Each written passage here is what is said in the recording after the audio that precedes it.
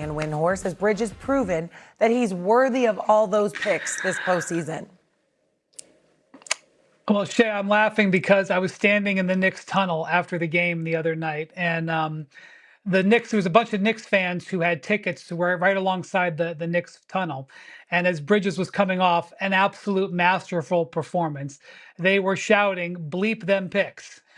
The old LA Rams thing about when they Yes, win the of course. championship. And he tried not to smile, but I know he heard it because there was no way you couldn't hear it.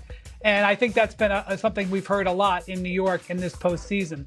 Now, let me just say this. As I'm getting older, guys, I'm starting to develop these sayings, and I can't help it, and I'm not stopping.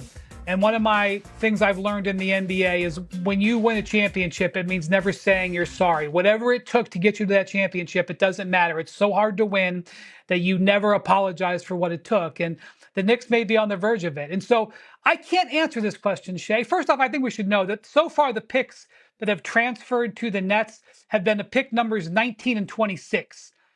I don't think the Knicks have any looking back, but I can't see what's going to happen in 2031.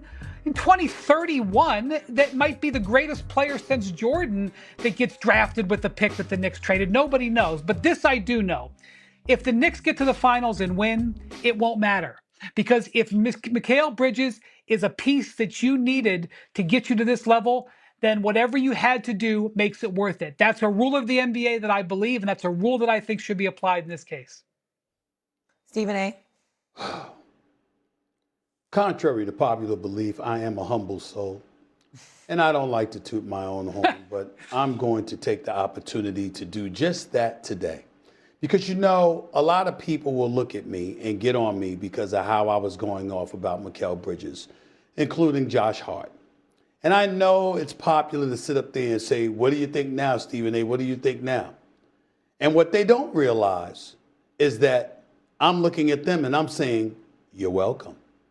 Because since I went off, Shay, in the nation's capital, and I was sweating bullets, looking like I was about to have a stroke on national television because the New York Knicks had lost to the Atlanta Hawks, and I went ballistic talking about you better not lose this series. The Knicks haven't lost a game. They haven't lost a game. So guess what? You understand? I go off and they've won 10 straight. I don't know how y'all looking at it, but I know how I'm looking at it. Maybe I should do it again. You understand what I'm saying? Maybe they lose again, I might do it again. Whatever it takes. Because I knew that Mikal Bridges is better than 7.2 points a game on 44% shooting.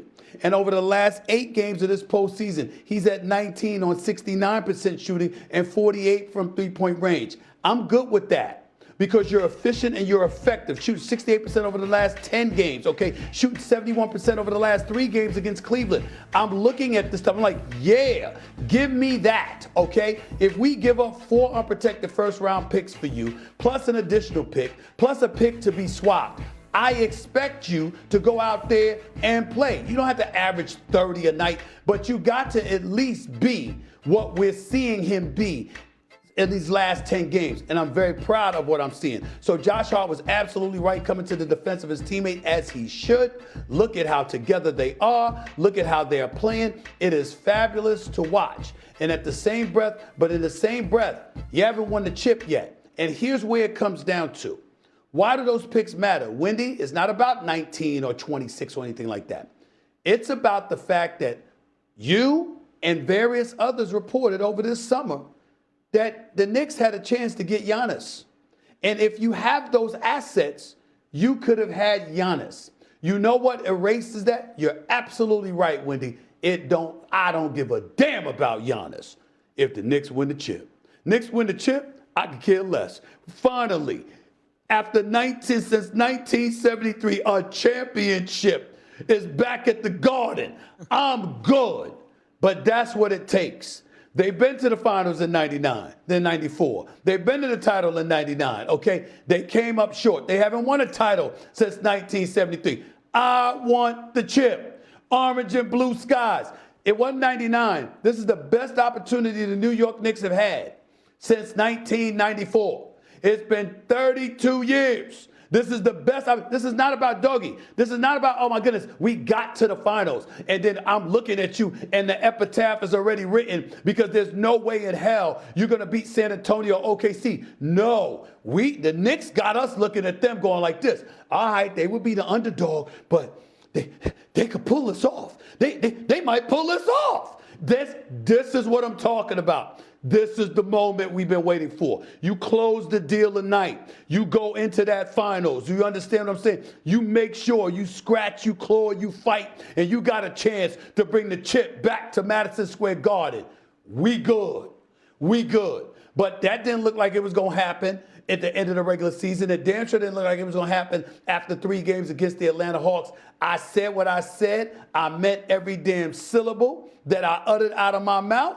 You understand? And I do it again if it gives us the results that we've gotten since that motivational He's a humble speech soul, dog. that I was given.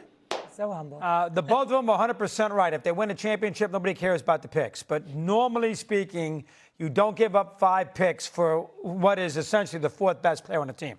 Because he's not better than OG, he's not better than Towns, and he's not better than, obviously, Brunson. Normally, you wouldn't make that trade, but they win it all. I can't say a word. Here's one thing I'm going to say, because I'm getting tired of this now, and I know, and Stephen A. especially. The Atlanta Hawks, the Philadelphia 76ers, and the Cleveland Cavaliers, these teams aren't any good. Okay? They are not good teams. All right? The Hawks are not a good band. They're okay. They were down 2-1. Philadelphia had their game 7 against the Celtics when they won that game, and Embiid didn't play. Philly's not that good, and Cleveland isn't that good.